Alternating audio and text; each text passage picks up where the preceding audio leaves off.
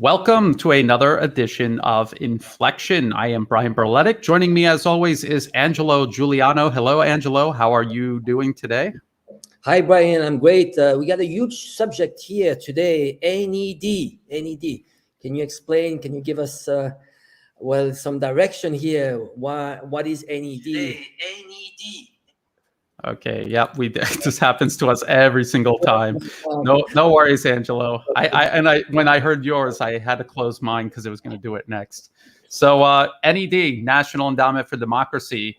I think the easiest thing to do is to let's go to their website and see what they claim they're up to first and foremost, and then we can walk back from that. So NED, National Endowment for Democracy, supporting freedom around the world. Is that what they're really doing? Let's go to about the National Endowment for Democracy, because let me explain how this always goes. When I tell people that there are agitators in a specific country being funded by the National Endowment for Democracy, the US government, first they'll deny it because they know how bad that sounds. Then the next step is they'll say, okay, maybe it is the NED, but it says on their website that they're promoting democracy. How is that bad? And it also says that it's an independent nonprofit foundation.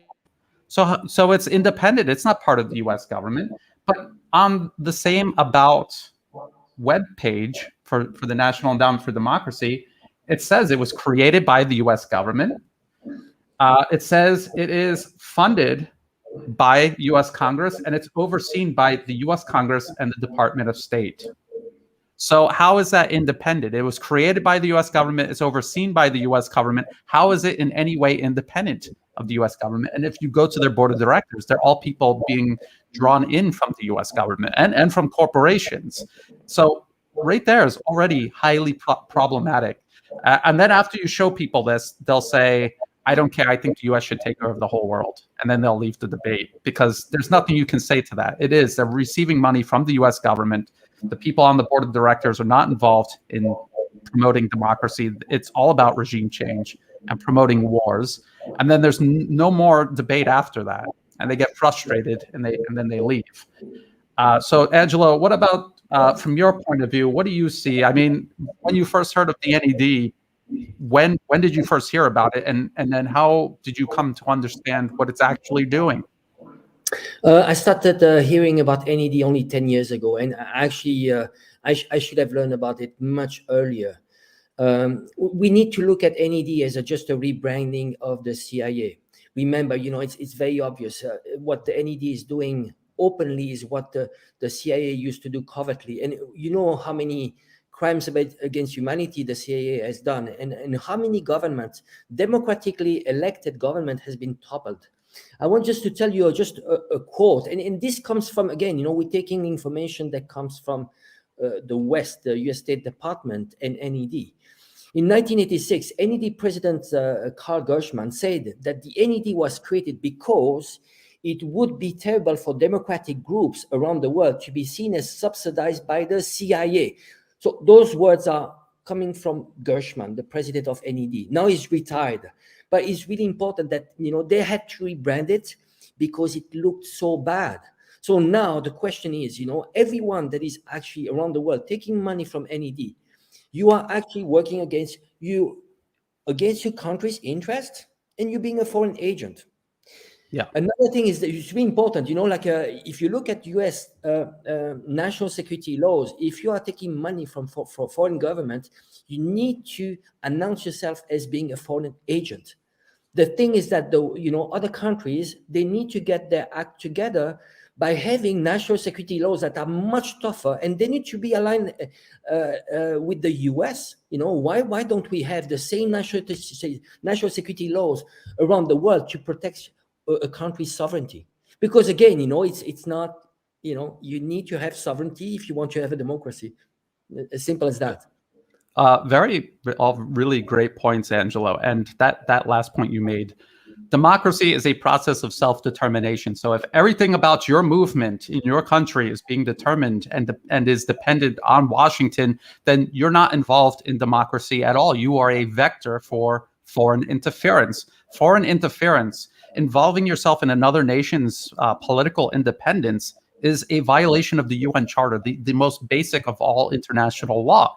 And if people don't believe me, if people think like, well, what the NED is doing is not all that bad, you know, funding groups overseas, promoting democracy, promoting opposition groups, promoting media involved in a nation's internal political affairs, organizing petitions to rewrite a nation's constitution. If people think that's not bad, just ask yourself this: would the US tolerate another nation doing that to them? The answer is no. And this is the ultimate proof that what the US is doing through the National Endowment for Democracy is wrong. The US knows that it's wrong. The US doesn't care. They don't care that other nations are having this done to them, while the US itself would never tolerate it being done to them. Now, Angelo, that quote you just referenced to Carl Gershman, this comes from New York Times, Missionaries for Democracy, US Aid for Global Pluralism. Again, like the whole headline makes no sense. Democracy is self-determination. There's no way you can promote self-determination in another country except by keeping your hands off of it. That's the only way you could do it. So this is the exact opposite. It is right down here. They're talking about Carl Gershman. It would be terrible for democratic groups around the world to be seen as subsidized by the CIA. And that's the whole reason there's a National Endowment for Democracy, so that this taint that comes with taking money from the CIA is rebranded, just as you said, Angelo. And that's what that's about. So this is from the New York Times. There's another one, Innocence Abroad, The New World of Spyless Coups. This is from the Washington Post. David Ignatius, 1991. So the Washington Post and the New York Times, they both talk about the CIA right here, how this is what they used to do, and how the National Endowment for Democracy and other fake NGOs have taken over this role. But it's the exact same thing. It's the US deciding who gets to run which country and removing governments that they don't like from power, which is what the CIA had done, and now what the NED does. Anything else you want to add to that, Angela? Because now we're going to get into the nitty gritty. Who actually sits on the board of directors, and are these people interested in democracy? No, just saying that keep in mind that the NED, CIA, those are all deep state. You know, you have a government that change every 4 years in the US. It changes constantly. You know, you have midterms elections every 2 years. This is a deep state. It's very powerful, and it doesn't necessarily listen to the democracy. You know, there are many cases where they went against, you know, the decision of the government and the Congress. You know, the Contra-Iran affair. You're familiar with that. You know, they were actually selling arms to Iran, which was an enemy, and it was against, you know, the Congress and the president. So this is the deep state. It's another level, and this is the you know, it's the informal power, and it's really what leads, you know, who decides, you know, alongside with the military industrial complex and the large the very influential think tanks.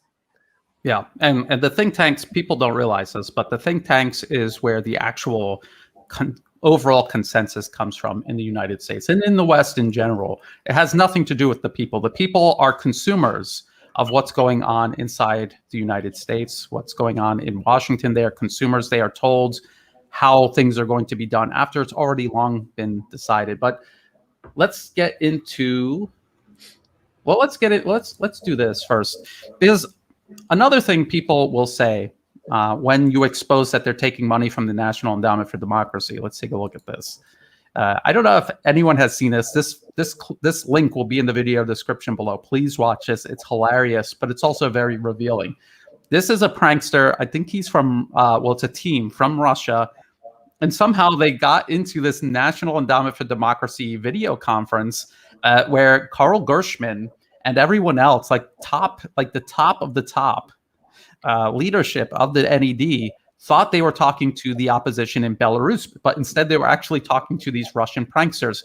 And this is what the NED does with everyone who is taking money from them. They have these video conferences, and then the people they have them with lie to the people in their country and say, no, they don't tell us what to do. They just give us money. Just give us bags and bags of money every year, and they have no expectations at all whatsoever. But if you watch this, this is definitive proof that that's not true, that they tell you, hey, we're going to get this person into power, and you're going to help us do it, and tell us what you need and we will give it to you. And if they say, well, you know, we want Gucci bags, because that's actually one of the things the pranksters requested, they'll say, I don't know how we can do that, but maybe we could do it in another call. Like, honestly, this is what so it's very important to understand this. The NED is telling these people who take their money what to do. They're not independent at all. That no one is just going to give you money and have no expectation at all on what you're going to do with it, especially the US government. So this is important to understand. Angelo added this link in right before the show. This is from Swiss Policy Research. And I would say it's not a complete list, because a lot of groups, the NED funds, they don't disclose. You have to really dig for it, especially like here in Thailand, in Myanmar, in other countries where it's like very sensitive. They will not disclose it, but it's a good start. So let's see if we could find Thailand just real quick, because I'm in Thailand. Right here.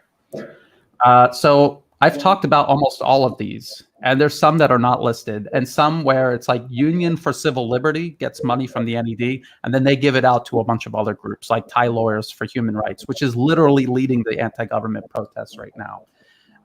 Thai Poor Act gets together groups of people and sends them to protests to build up the number of protesters. So when they say the protesters aren't being funded by the NED, maybe they're not each receiving money, but there are organizers that are funded by the NED, and Thai Poor Act is one of them.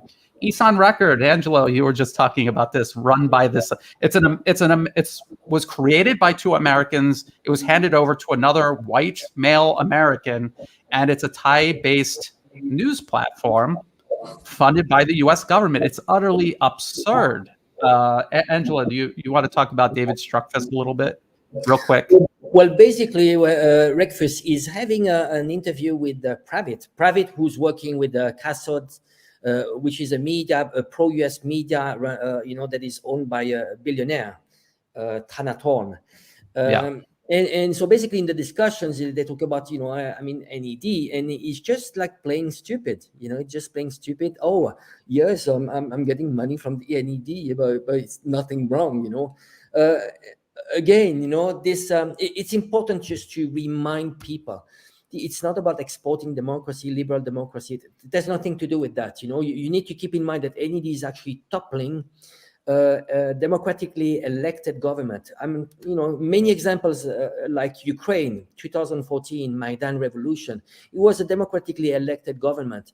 They did it in Bolivia. They tried they did it in Nicaragua, in Venezuela. All around the world.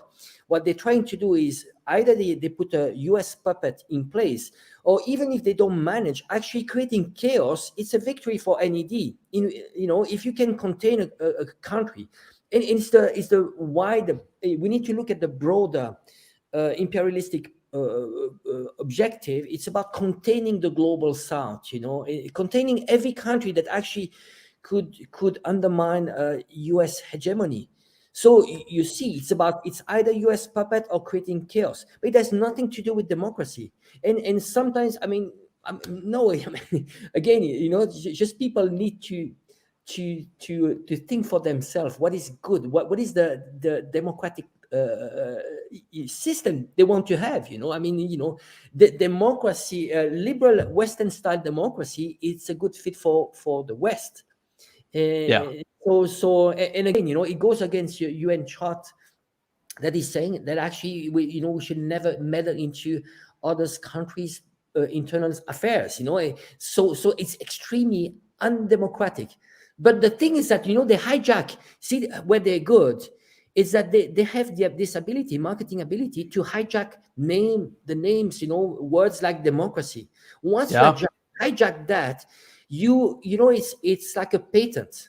And this is when you have the Ministry of Foreign Affairs from China. He was saying, well, the US doesn't have the patent on democracy. It's not about I have the patent, I have the solution. And in reality, when you look at how it is working, how is it working in the US, really? When you ask people, how is it working? When 30% of the people, only 30% of the people, they support the system. Why would you want to export a failing system? That's a question, really. Angelo, I'm glad that you said that this is actually this is not promoting democracy. This is a process of containing the global South. We're going to get into that in a minute, because the new president of the National Endowment for Democracy, it's no longer Carl Gershman. It's Damon Wilson. He actually literally wrote that in a article for the Atlantic Council, which he was a part of before joining the NED. So I'm so glad you brought that up. I want to get back to this list, because they're saying they're promoting democracy, but no, they're promoting organizations that are trying to topple the Thai government and install Western-backed and Western-leaning opposition forces in power. And so Isan Record is run by a white guy from America, and he's promoting separatism in the northeast of Thailand. He says Isan identity, but we know that's a stepping stone toward separatism. Thai Poor Act is helping bolster the numbers at protests. Union for Civil Liberty and Thai Lawyers for Human Rights, which falls under it. They provide free legal service for the protesters and the protest leaders. They promote the protests, and their lawyer, Anand Nampa, literally leads the protests. He's one of the core leaders. Right here, where is it? iLaw, where is it? Right here, Internet Law Reform Dialogue, also known as iLaw. They were organizing a petition for one of the 3 key demands of the protests, the anti-government protests here in Thailand, rewriting the constitution. So this is a US government-funded organization that wants to rewrite Thailand's constitution. Imagine if it was a Chinese-funded organization trying to rewrite the US constitution. How long would that go on before people ended up in jail or thrown out of the country? And it goes on. Oh, this one right here, Foundation for Community Educational Media. This is actually Prachatai, and this is, they love to do this where they have like 12 different names for one single organization. As a matter of fact, Prachatai, this, and Media Inside Out, right here. And I think it's Thai Volunteer Service. They're all in the same building in Hoi Quang, Bangkok. They're all in the same building.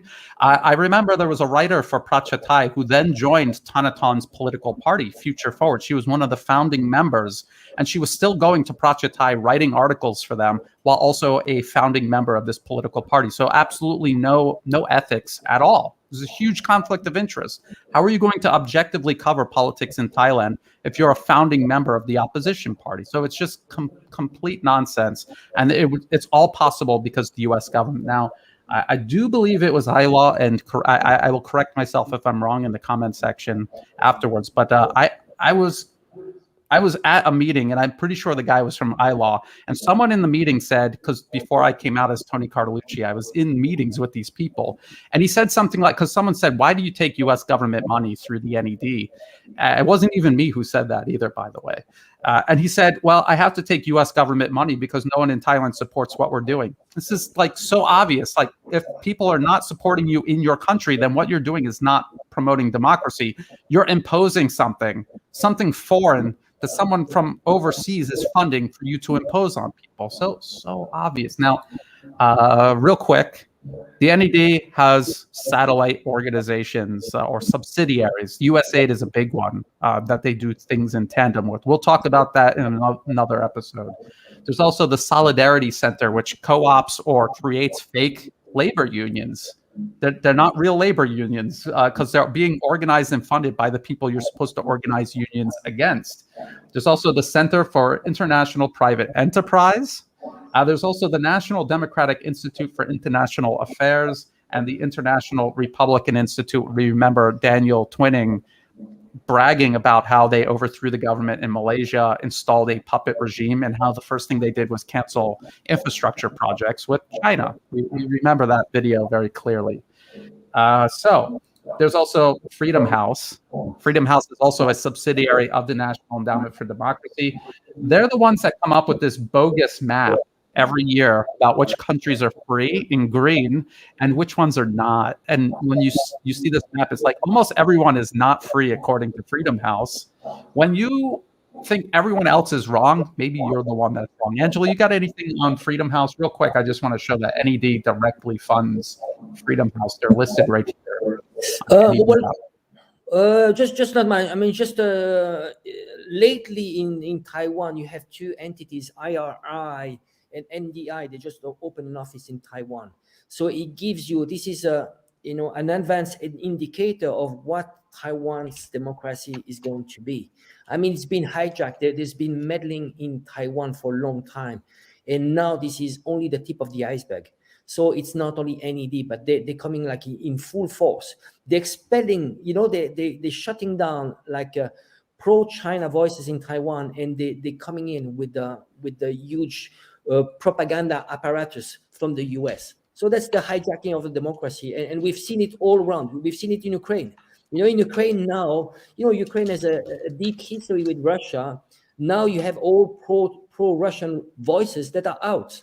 And now you have only one version, and that's the hijacking of a democracy. So what happens is that some people, they might start taking money at the beginning, and then they become puppets, and it gets completely hijacked. And we've seen it, we've seen people, the Dalai Lama did the same. He took money from the CIA.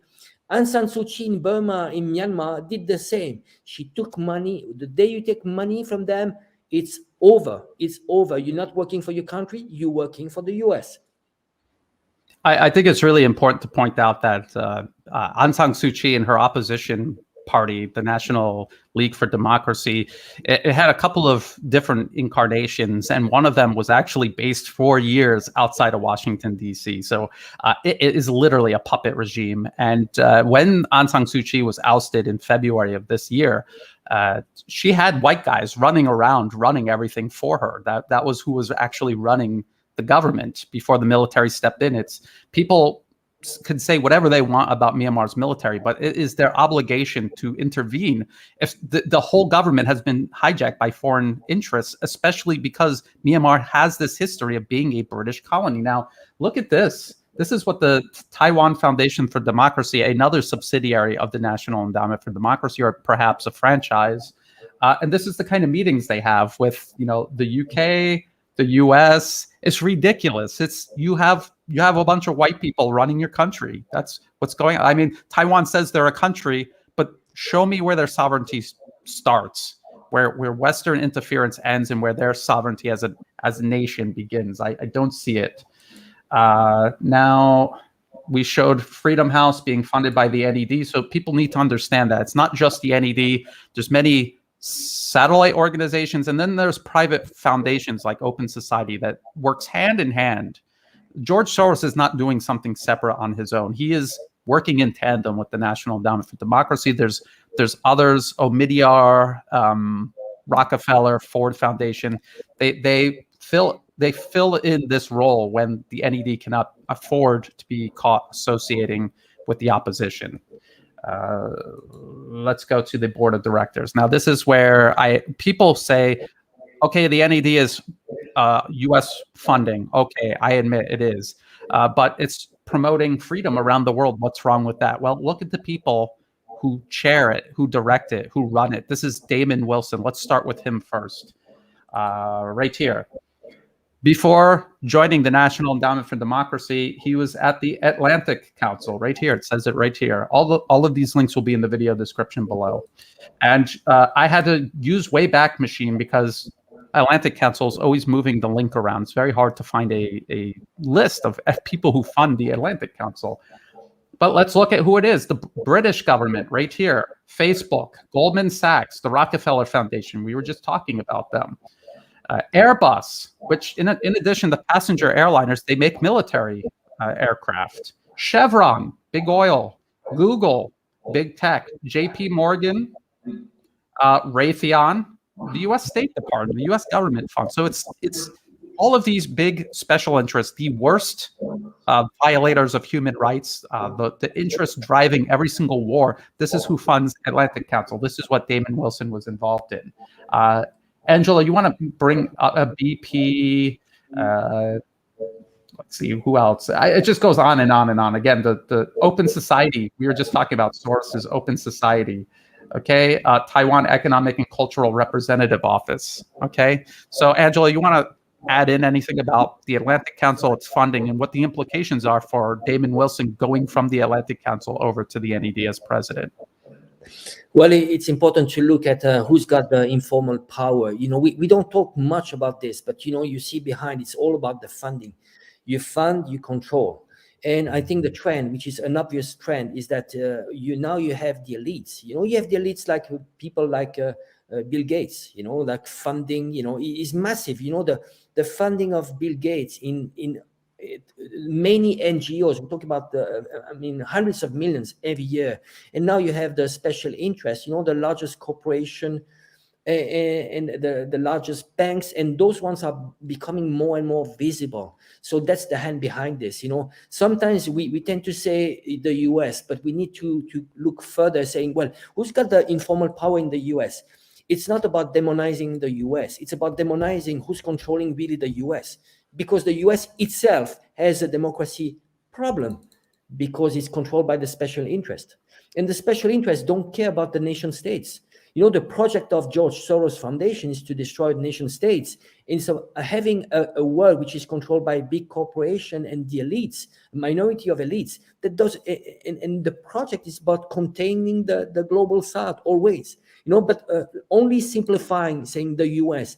I think we should go further. And this is a good example here where we see, well, why would all those corporations fund those NGOs, that are working for regime change? We need to ask a question, because once you have a regime change, they are going to work later, and it's going to benefit to those big corporations.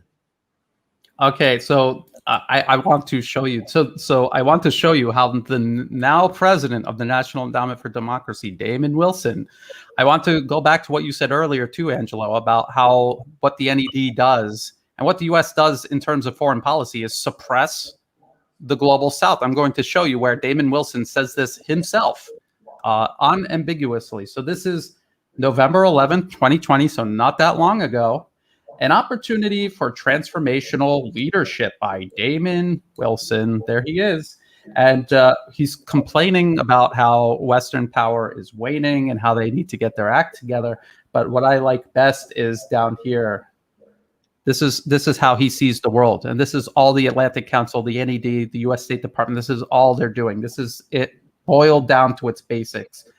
Adversaries such as China and Russia have gained ground and room to maneuver as the US built rules-based international order has frayed.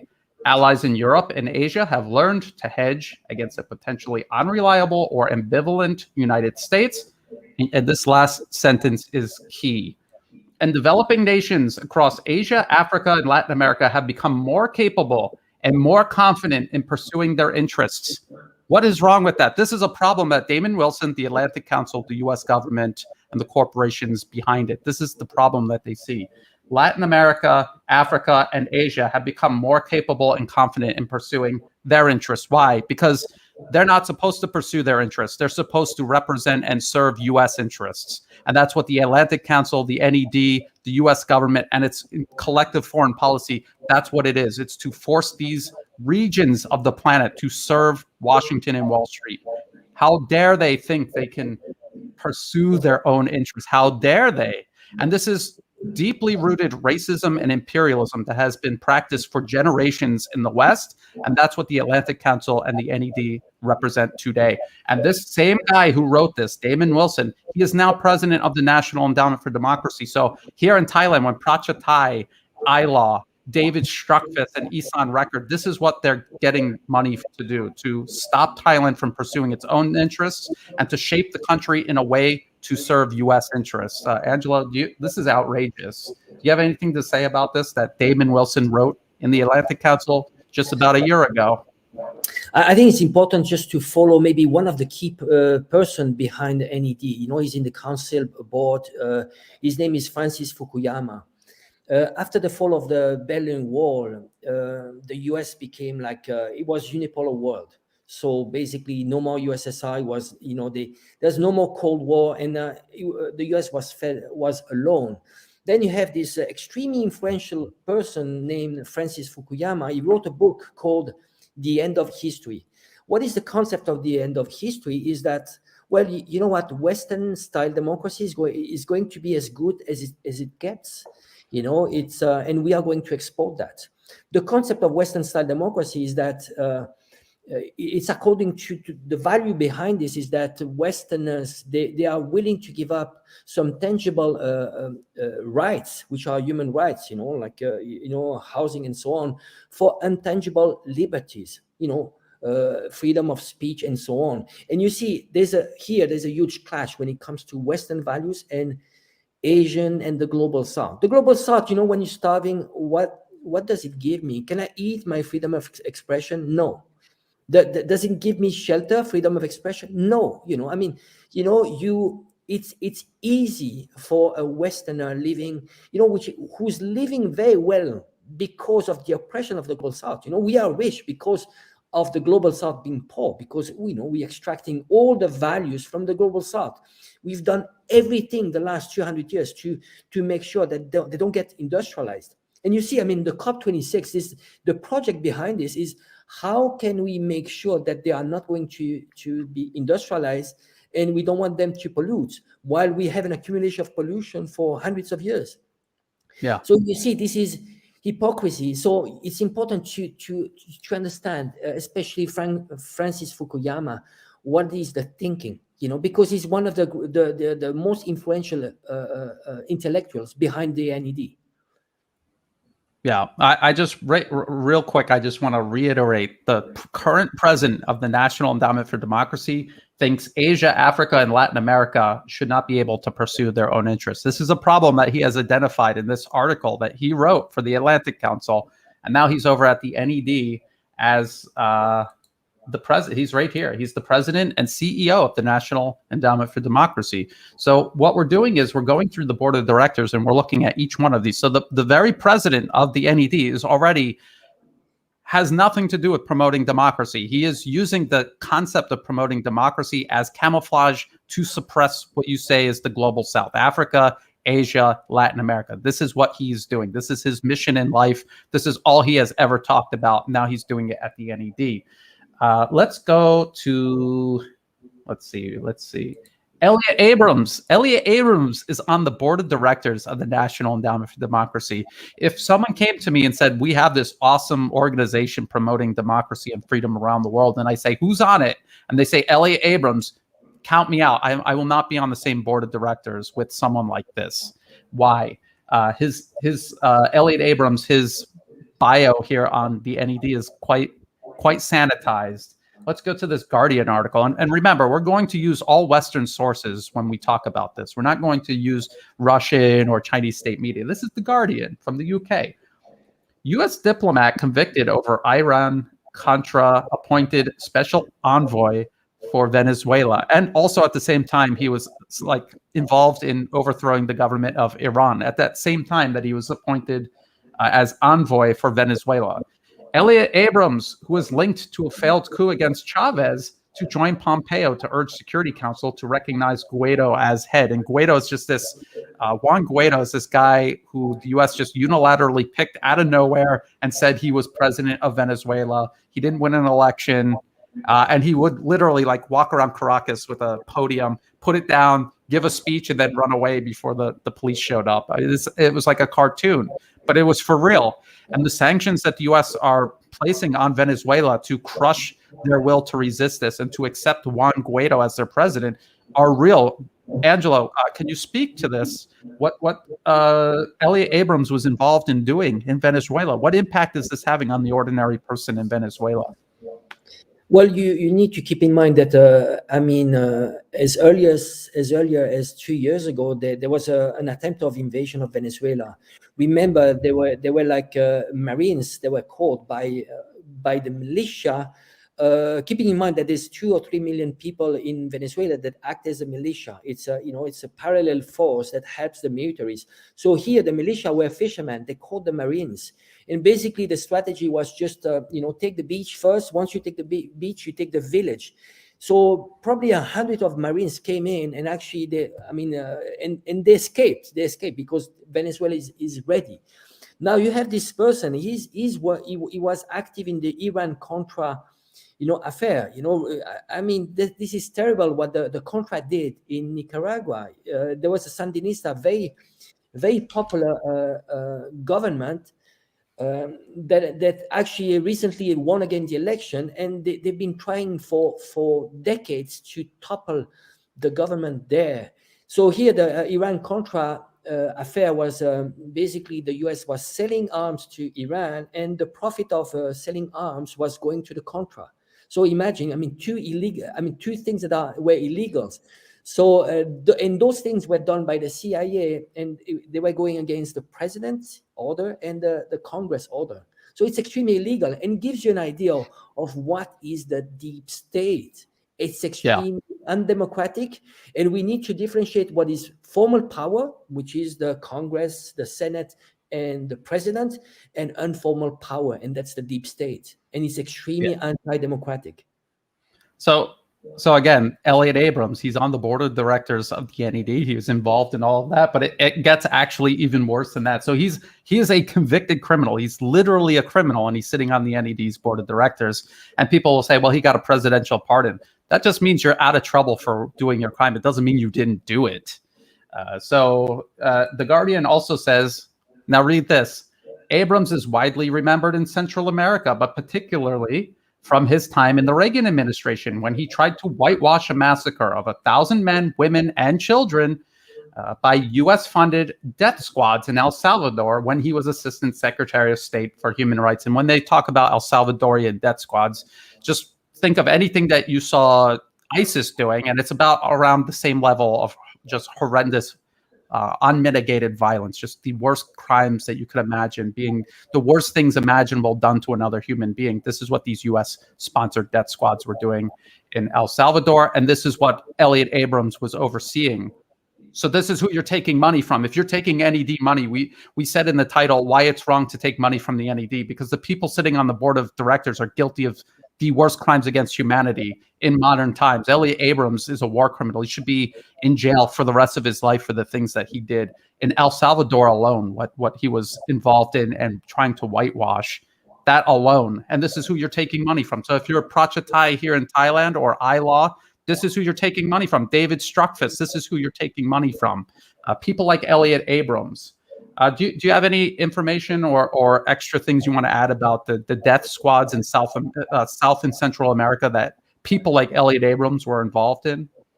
Well, I think I want to suggest a very good book. Is by Giuliano. It's the name is The Open Veins of Latin America, and it tells you all the regime change the US has been doing over the last 50 years. I mean, there's probably not a single country in Latin America that hasn't been toppled or there was no meddling of the US. I mean, name it. You know, Allende in Chile was killed in the 70s. He was killed. He was elected. He was a socialist, and he was killed. Who was behind the US? You know, Pinochet regime. It was the US puppet. You know, the Argentine coup, Brazil coup. You know, it's been over and over. Lula, you know, they toppled Lula, but who was behind this? You know, you had in Brazil, right? In Brazil. So it's really important. You know, this is what we're seeing here now in Asia. It's been a reality for the last 50 years in South America, and they're living with that. But the problem is that you see where the US is extremely strong is the soft power, and they can manage through generations, because you see, I mean, the kids, you know, imagine a kid that has been living over, you know, he was 20, and you grow up with this image of the US through Hollywood, and how can you romanticize a CIA agent that is killing people? You know, that people are idealizing that, but in reality, CIA, NED, all those regime change. What is the reality? It is killing people, is destroying nations. Look at Syria, look at Libya, you know, and the problem is that the US managed to romanticize what they are doing.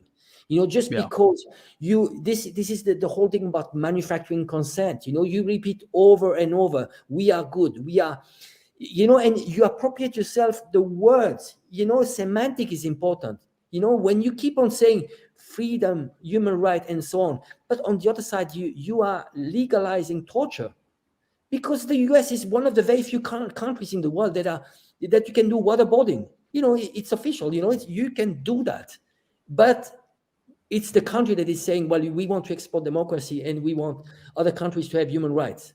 What an hypocrisy.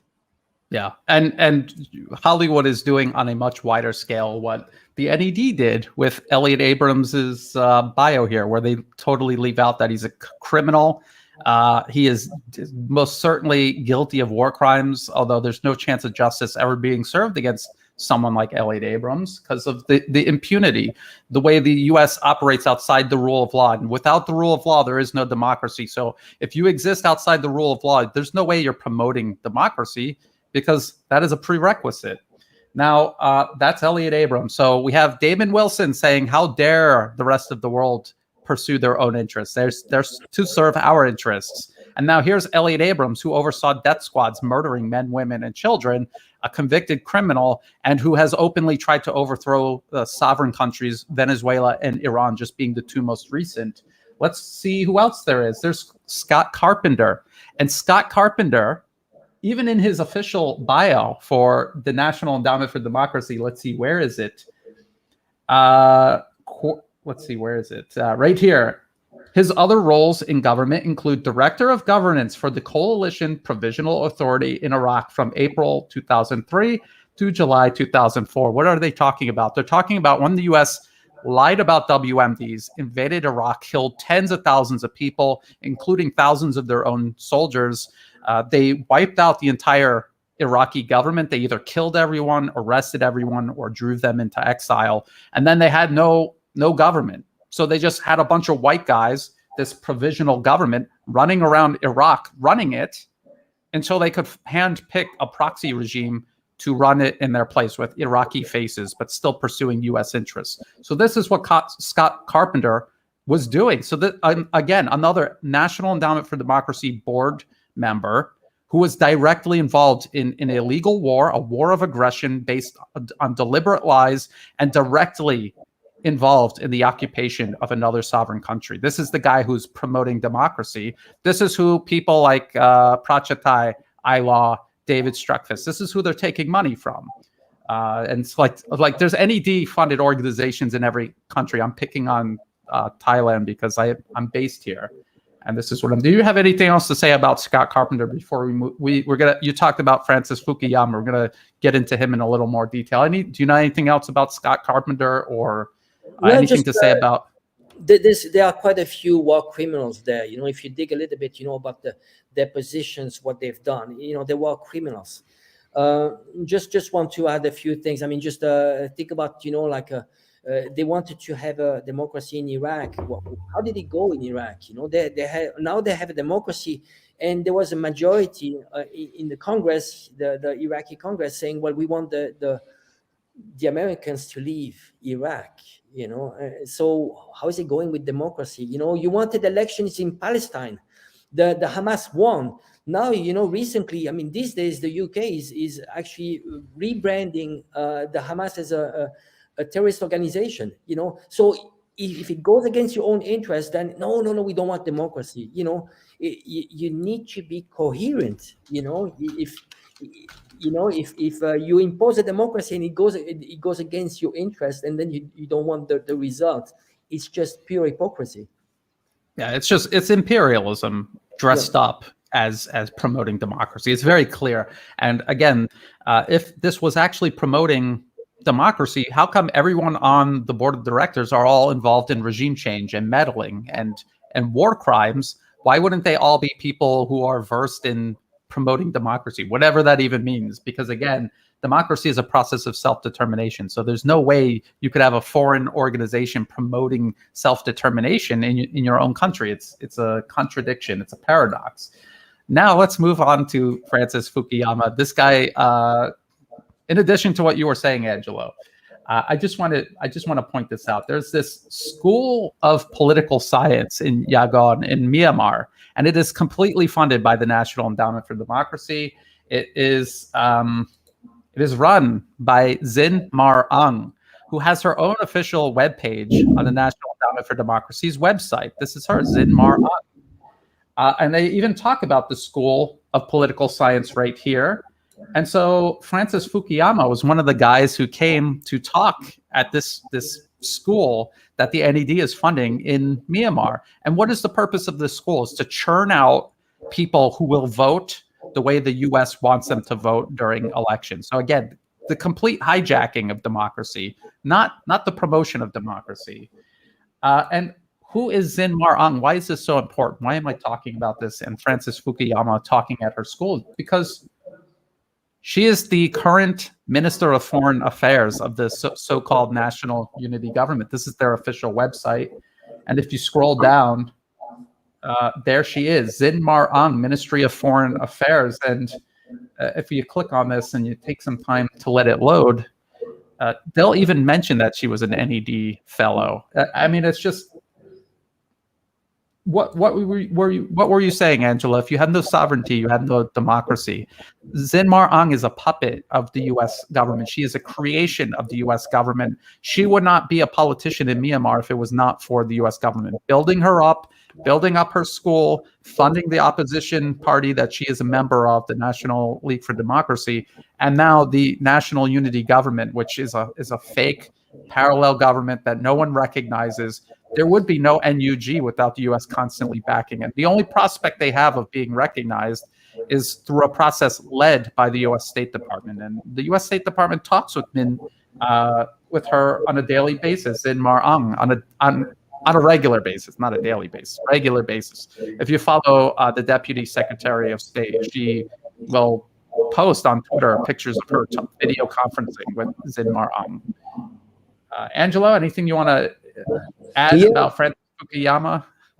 Well, just this government in exile, it's nothing new. We've seen it. We've seen many governments in exile that are actually puppet regime outside, just, like fake. It's completely fake. There's absolutely no recognition.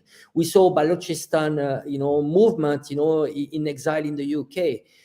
Dalai Lama, it's the same. He's not representative of the Tibetans. Juan Guaido was the same.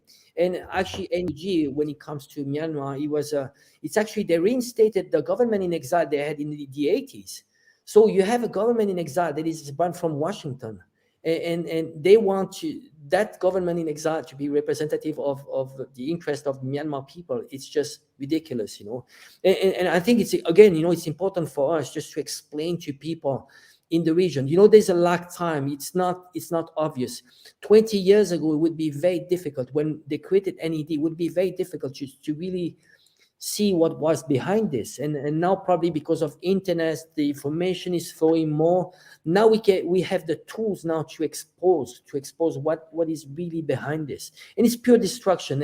And it's important for people to understand. I mean, you and I, we've had you in Thailand and me in Hong Kong.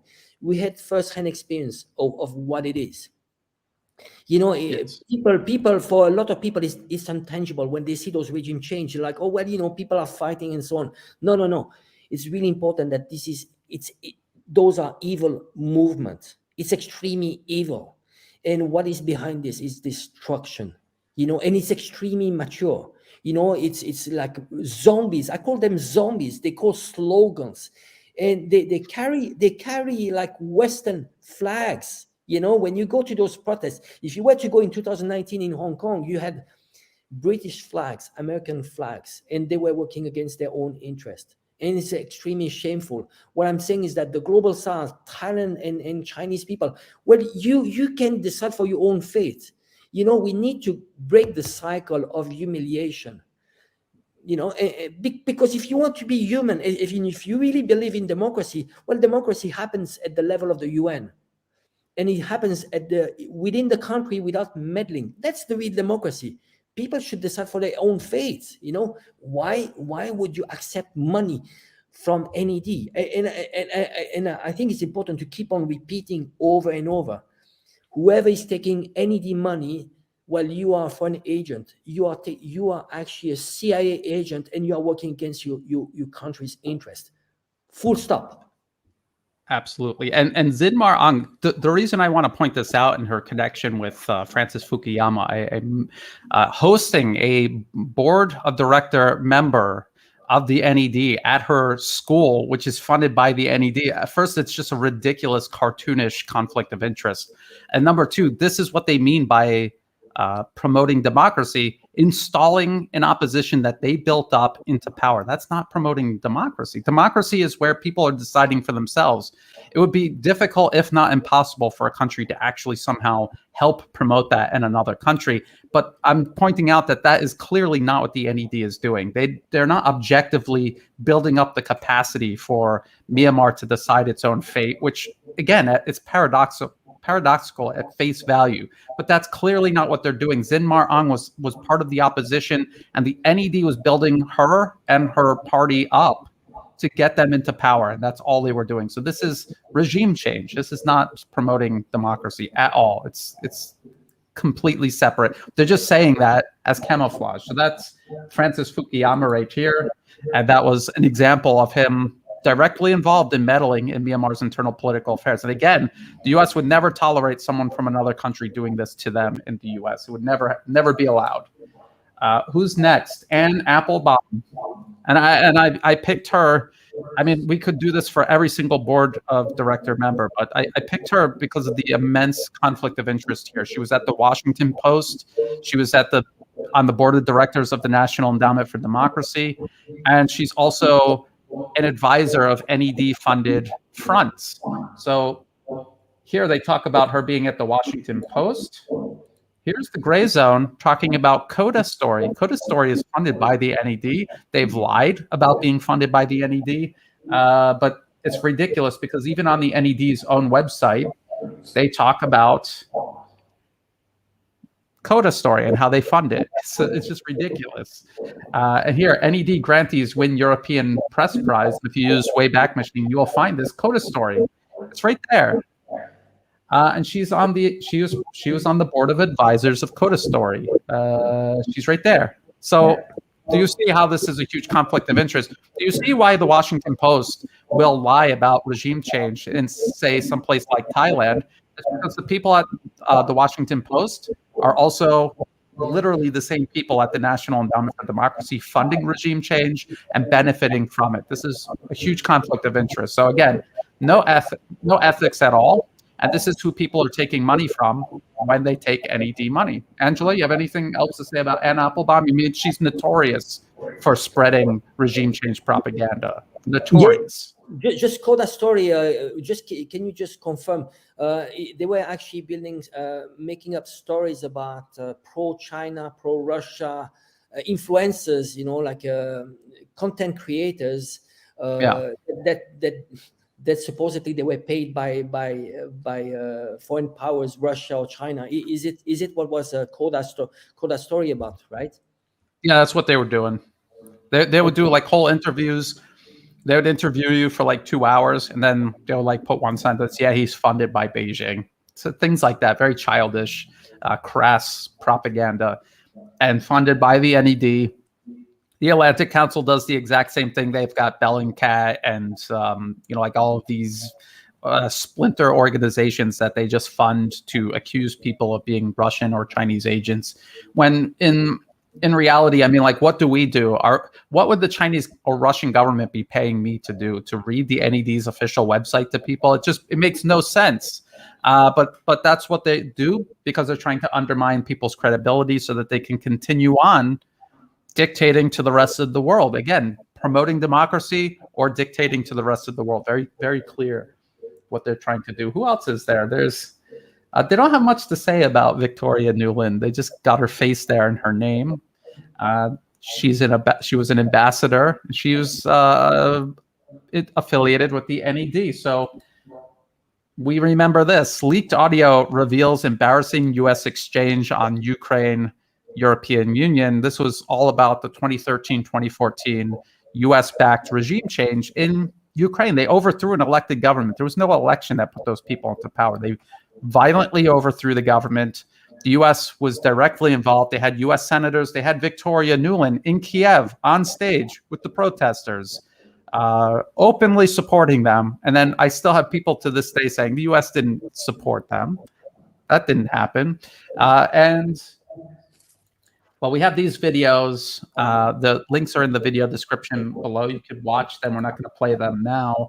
And this is about Victoria Nuland supporting the Ukrainian opposition, which were mostly neo-Nazis. Angela, you want to talk about that Well, a little bit? It's embarrassing, you know. There were like movements, neo-Nazi movement in Ukraine. One of them is the Azov Battalion, and they were helping. They were the one actually helping toppling the government, democratically elected government in Maidan in 2014. So it's extremely embarrassing. So now when you have laws that they want you to condemn like a Nazi movement around the world at the UN, the only countries that actually are against those laws are Ukraine, you know, just a coincidence, and the US. So you see, how is it helping democracy by having like neo-Nazi movement? I mean, they're extremely they're very open about this, you know. They worship Bandera. Bandera is their hero that actually collaborated with the Nazi, you know, in the World War II. So you see, those are inconvenient truths, you know, and we need to expose that. What is behind the government, the present government in Ukraine? Why they're holding into power is because they have support from neo-Nazis. Yeah, let me just go over this real quick. So this is the Wikipedia. Wikipedia tries to paint U.S. collaborators in the most flattering light possible, but Stepan Bandera is a Nazi collaborator, and there really is no graceful way to portray that. And the organization that he was a part of, the Ukrainian Insurgent Army, this was their flag. They are Nazi collaborators. If you go down to Jews, let's see, what is his opinion on Jews? Completely in step with Adolf Hitler. Bandera was an anti-Semite and Nazi collaborator, full stop. And this is who the current leadership of Ukraine and the people who support it, this is who their hero is, Stepan Bandera. It's outrageous. And again, I want to show people this flag, this red and black flag. Now let's look at this BBC story, Ukraine Revolution and the far right. This is them flying the Nazi collaborator flag. This three-finger salute here on this flag, this is Svoboda. This is a far right-wing neo-Nazi organization. And if you go through this, the BBC, this is after it already happened. The neo-Nazis took over because in the beginning they said that's Russian propaganda. They're not neo-Nazis. They're not. That's just Russian propaganda. But then here's the BBC admitting, okay, yeah, maybe it was true. Maybe they are neo-Nazis. And if you come all the way down to the bottom, this is incredible. This is the leader of Svoboda. Down here, he says, where is it? Right here. He's saying that world Jewry was taking over Ukraine and would commit genocide against Ukrainians. I mean, this is literally like what Adolf Hitler was talking about in Mein Kampf. And then this is how BBC ends this article. Svoboda are not violent fascists and may change with time, even though he said this and he never took it back over years and years. And he's saying we just have to watch them very, very closely. But of course, they're not going to. They're going to do what the West does all the time with opposition they support. They will whitewash their crimes, and they will blame others for whatever it is that they did, which, you know, in Ukraine, they're always blaming Russia. And so, again, literal neo-Nazis, this is who the U.S. was backing in Ukraine. This is who, here, Victoria Nuland was backing. Hold on a second. McCain is a U.S. senator at the time. Kiev. Let's see the pictures of him in Kiev. Who was he standing on stage with? Oh, it's the guy who says Jews are trying to take over the world. That's who he was literally standing on stage with. This is who he was. This is who he was supporting in Kiev during the U.S.-backed regime change operation. Angela, you got anything to add? Like, it's so ridiculous, but that's the power of the Western media. You could be putting Nazis into power, literal like Hail Hitler Nazis into power, and they'll still pretend like this is democracy. This is what the NED was doing in Ukraine. Angelo? Well, related to Euromaidan revolution in Ukraine 2014, what they did in Hong Kong was actually they would put everyday movies around Hong Kong. The propaganda movies Winter on Fire, and basically they would indoctrinate kids by watching those movies, you know, celebrating all those rioters that destroy completely Ukraine. And look at what Ukraine is today. You know, we're talking about a partnership. You know, they're brothers. You know, you have 30% of Ukrainians that are Russian descended. they completely cut the ties with Russia. For what? For fake friends that actually doesn't care about Ukraine. Ukraine is not going to get like transit fee of gas. They were almost like so much connected with Russia, and now they cut the ties. They even actually erasing Russian heritage. Talking about genocide, they accusing China of genocide. The real genocide, cultural genocide, is happening right now in Ukraine. Russian media are expelled. And the language is just a matter of time. If this government holds on, this puppet government holds on, you won't have any more Russian heritage. They are going to erase it. What people don't understand about Ukraine before U.S.-backed regime change in 2014 was it was enjoying the best of both worlds. It had a positive relationship with both Russia and the EU, and it picked and chose what it wanted and what it didn't want. And so they were benefiting both ways, and they were enjoying a degree of autonomy in the process. And the U.S. said, no, that's unacceptable. You're going to cut all of your ties off with Russia, and you are going to jump headfirst into NATO and the EU. And he said no. And so they had neo-Nazis take over and run. And this is the problem the U.S. has everywhere it goes and tries to, stir up trouble. Only the absolute worst in any given society is going to sell out to the NED and be either foolish enough or just atrocious enough to collaborate with the NED, to collaborate with foreigners against their own country. Only the absolute worst in every given country. The U.S. builds this huge opposition in any given country of these absolutely horrible people. What do you do with people that are this disconnected from reality and disconnected from their actual best interests? What are they capable of doing? So the neo-Nazis just completely ran Ukraine into the ground. The opposition in Syria or Libya, they're just completely hopeless. They cannot run anything on their own. They run everything directly into the ground. Could you imagine what would have happened if the opposition in Hong Kong prevailed? What would have happened to Hong Kong? And I ask people who are taking money from the NED, please give me an example of a country the NED sponsored the opposition in, and they came to power. How did that turn out for that country? They can't name a single success story because there are none. Angelo, can you think of any success stories? There's none. I think it's important. I want to add something. What can be done against foreign meddling, NED, those old fake NGOs that are going to destabilize countries, and ultimately they're going against the country's democracy. I think it's really important to look at, and I think China is a very good example. What did China do? It's about information game. You need to get your act together when it comes to your internal media. You need a stable media, and no foreign meddling. Then you need to have a very strong national security law. If in Asia, they're really far from that. It's unacceptable that you have foreign agents running around and just like meddling, coaching for colored revolution. And then it's really important that they need to have their own ecosystem when it comes to technology, like social media. When you have Twitter, Facebook, YouTube that are actually a monopoly on information, and you see how they're tightening up. That is the real game, and they need to get this, to really understand what is behind this, and they need to have their own ecosystem, protect their own ecosystem. And this is why China did it really well.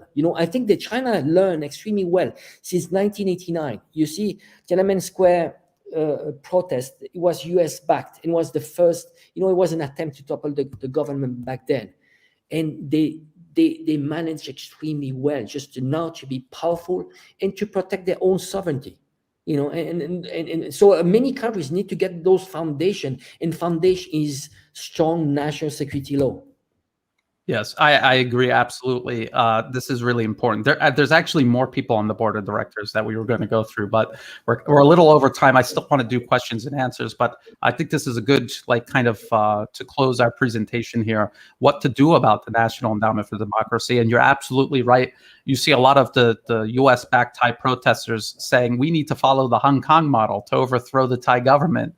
And my response to that always is Thailand should follow the Beijing model on how they put an end to that. And you're absolutely right. Social media is how you control information space. If you have a country You have an army protecting your land borders, a navy protecting your shores. You have an air force protecting your airspace, but you have a foreign US-based social media company utterly controlling your information space in the 21st century. If you are not protecting your information space, if you don't control it, you are not protecting your country at all. You could have all the tanks in the world. If the US can come in through your social media and they can poison everyone against their own country, who's going to man those tanks? Who's going to fly the fighter planes to defend your airspace? They could take your whole society, divide it, turn it against itself through information space. Information space is another sovereign domain that every nation needs to protect. You're right, China does that. They have their own social media platforms, Western platforms that have been abused in China. They have been banned. That's why they're banned, because they were stirring up literal terrorism where people were being killed using Facebook and Twitter. So every other country needs to do that. And countries that feel like they're incapable of doing that on their own, well, you buy tanks from China, you buy helicopters from Russia.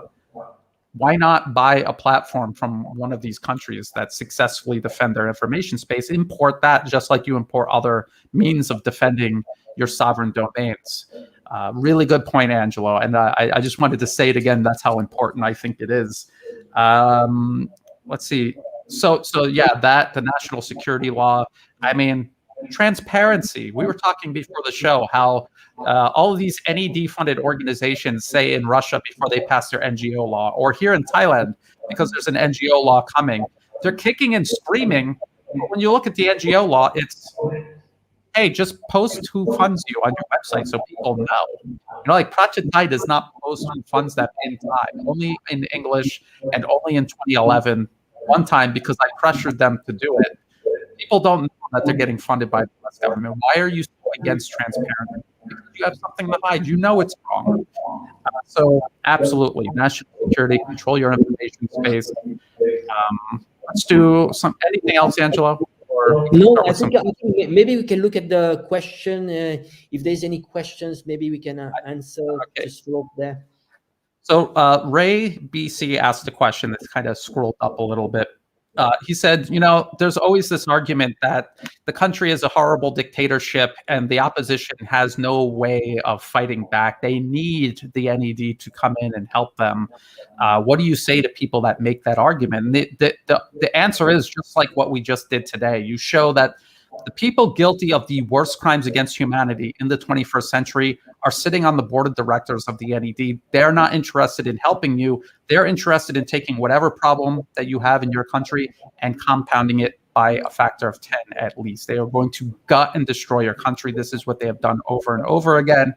They are not here to help. So if you need external help, find it from somewhere else. The NED, Open Society, USAID, the equivalent in Germany or the UK, this is not where you go to get help. This is how you cut your throat and bleed out your country. Any other let's see, any other questions? And Angelo, if you have anything you want to add to that, please. Yes, again, here we're not saying that there's not a single country around the world that is perfect. You know, it's a utopia to have a country that is perfect, that has found its own system. You know, even, you know, there's corruption, there are problems everywhere. You know, we're not saying that Russia, China is perfect. You know, they're trying to go into the right direction, but this is their own destiny. That is their own choice. You know, who am I again? You know, it's really important that when you look at the imperialistic project, it's about imposing value, you know. So there's a sense of superiority. You have the white guy that is going to China and say, well, you know what? I have the solution. I know you have 2,000 years of history, but I'm into an experimental system, which is called Western style democracy, and I want to impose it on you. Well, you know what? Take the example of China, 2,000 years of history. The CPC system, what they're applying into China is actually a continuation of what they've been doing for 2,000 years. It's a meritocracy system, and it's extremely representative. And actually, you know what? Chinese love it. So who am I, white guy, you know, from the US or wherever, and who wants to go and there teach them? It's the same. It's modern imperialism. You know, the only difference, more subtle. You know, imperialism used to be like boots on the ground and controlling people.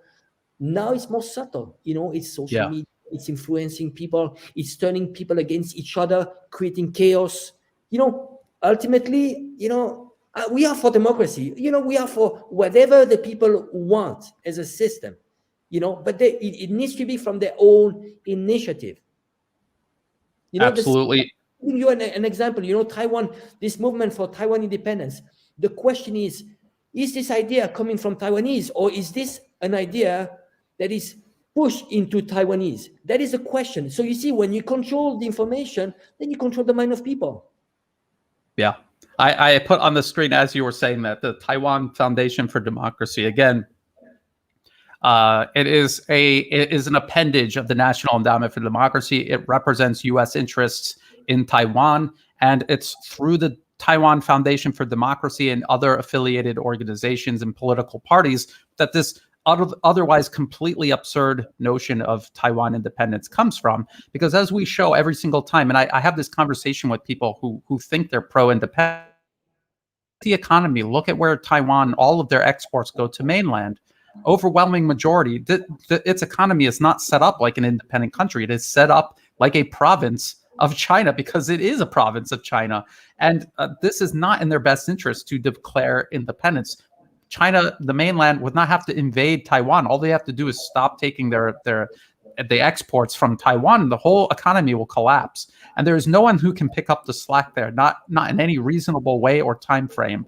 And so it is just completely insane. And it's what the US does to every single client regime around the world, setting it up for failure. It's sending it off of a cliff to spite another much larger rival the US has. In this case, mainland China. In Ukraine's case, the Russian Federation. This is what they do. They are going to destroy your country. They're not there to help. Let's see, is there other questions here? I'd like to add up, just Brian. Go ahead. You know that National Endowment for Democracy has it's the replica in Europe and in Taiwan. So Europe, there is a European Foundation for Democracy. The same idea. There's meddling. It's not as aggressive as National Endowment for Democracy, but they're starting. So you see this movement. It's a global movement, and Europe is not innocent. When it comes to Taiwan Foundation for Democracy, remember, they financed the memorial of victim of communist, who's funding Adrian Zenz, and who's the main person behind the fake news on Xinjiang. Every report, they all linked to Adrian Zenz. So you see, it's all about following the money. So if I want to advise people, what we are doing is not rocket science. It's follow the money. So you can do on your own. Whenever you have someone coming out and opposing the current government and so on, just follow the money. Just a few clicks. Who's behind that? Who's financing them? And follow. It's always there. It's not rocket science what Brian and we're doing.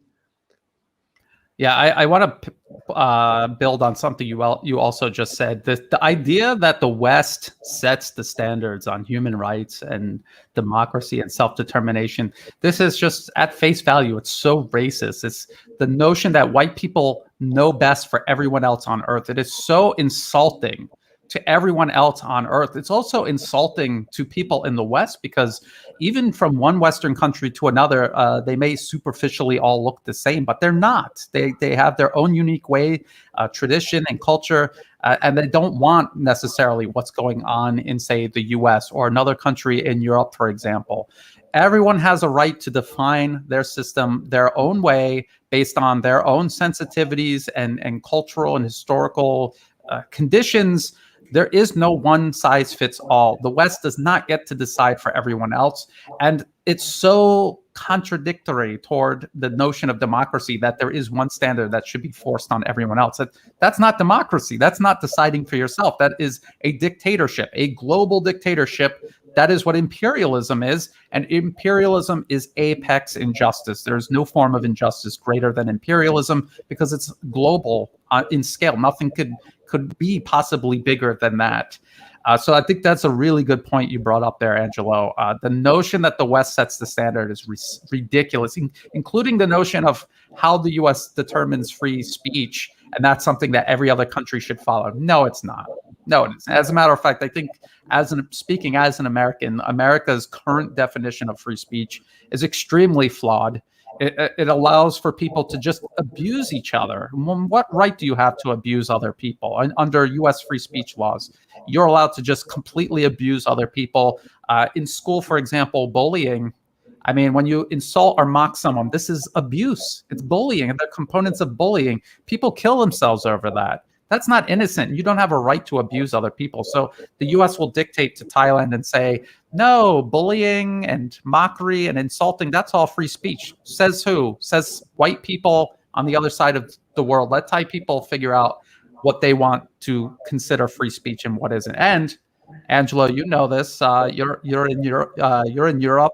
There are red lines in different European countries of what you can and cannot say. And just for saying something, making sounds with your mouth, you can go to jail for crossing those red lines. So why does the West get to decide that, but no one else does? It just seems so unfair and at face value racist.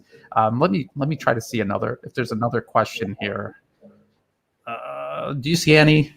Oh, should China lift its Great Firewall? I feel like it will bring a whole new wave of ultra-nationalists that attack these deranged China bashers like Laoway 86 and Serpent. No, I don't think that they should.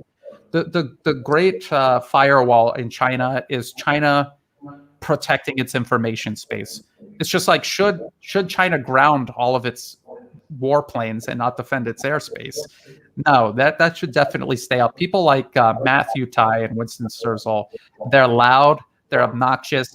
The way you can hurt them most is challenge them to a debate, and they'll disappear. Trust me, because they've disappeared. They don't bother me anymore. Angelo, what are your thoughts on that? No, I agree with you. I think you made some really good points there. Well, firewall, again, I think we need to be, imagine if China was completely open, and we need to be really careful. You know, China could be much more aggressive if it was not for the CPC, which is very rational. You have like extremely rational people that are, managing the country, and you see the result of 40 years of expansion, and prosperity in China. It could be extremely China if it was open. If it was Western style democracy, it would be extremely chaotic. And this is what the West want. Look at India's democracy. How is it going with India? How is it going? How is it going with the Muslim minority in India? How is it going in terms of prosperity? I'm talking about, go to India and see the poverty. Look at infrastructure. Well, you see what? This is why, you have 160 million Chinese, they go abroad every year. They all come back to China. Why? Because they're happy with their life in China. They got prosperity. They got human rights. They're happy with that. You know what? Why there's no refugees? Why there's no Xinjiang refugees, Uyghur refugees abroad, and Chinese refugees abroad? Because they're happy. The only few refugees you have abroad are, Hong Kong agents that were paid by NED. They had to escape because they had to face law. Yeah, and Xinjiang, all the people you see overseas complaining about, a genocide in Xinjiang, they're all openly separatists. They fly the East Turkestan separatist flag, the light sky blue and white flag of East Turkestan, which does not exist. This is what they want to transform Xinjiang into. So again, they're malcontents. They're going to say whatever they need to say to advance their own political agenda, including just completely lying. And again, Angelo, just like you said, there's no huge way. Like if the conflict in Syria, like that is definitely happening. And there are definitely tons of Syrians who left, even people who support the government, but they just cannot find a place safe to live at the time. For the time being inside Syria. They're all over. They've been scattered all over, millions of them. That's what you would actually see coming out of Xinjiang. If anything the West was saying was even half true. It's not even true at all. None of it. I wanted to say one last thing. If you spot one last question, maybe we'll do one last question, Angela. I just want to talk about this Summit for Democracy. I just want to point out how completely ridiculous the Summit for Democracy is. This is the United States making a list of nations it has unilaterally decided are democratic. And of course, if you weren't invited, you're undemocratic. The US is deciding this on their own. There was no vote. There was no forum to decide anything. The agenda has been unilaterally decided by the U.S. State Department. And think about this: there are opposition people here in Thailand saying, "See, Thailand's a terrible country. They weren't invited to Joe Biden's Summit for Democracy." Joe Biden just got done ordering a drone strike in Afghanistan that wiped out an entire family, including 7 children. The U.S. investigated it, found that they broke no law, slaughtering an entire family on the other side of the planet. And the investigator said it was an honest mistake. This is who's putting this Summit for Democracy together. So words versus actions. Actions speak louder than words. The United States is in no position to unilaterally declare a Summit for Democracy and then say those not invited, they're not democratic, they're the problem. No, it's more posturing, it's more window dressing for a country and a global agenda, a foreign policy that is deeply troubled, deeply unjust, if not the most unjust thing taking place right now in current time. Angelo, you got anything else? Did you see any questions? No, I think it's all good. I think we had a good exchange.